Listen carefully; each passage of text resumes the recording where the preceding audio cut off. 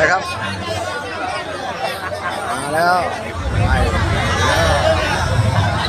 บริษัทนี้เพราะว่าต่อยเยอะไม่ได้เพราะว่านี่นะลีลาไม่ใช่ธรรมดานะพี่น้องลีลา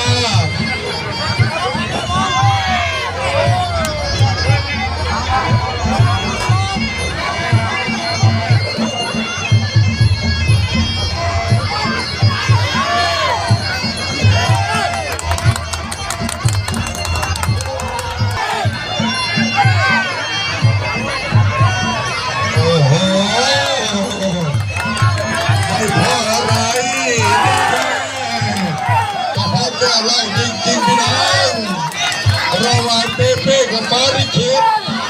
เข้าวันละทีลบออกไปเฮ็ดขึ้นมาใหม่ปาริคิดสูงยาวเข่าดีดีเข่าเลี้ยงเปล่ามวยคนนี้โหดมานานครับโหดมากครับมวยคนนี้นักมวยเงินแสนเก่านักมวยเก่านะนี่คุณเข่าเสาตัวเล็กนะครับและเข่ากันอย่างนู้นนี่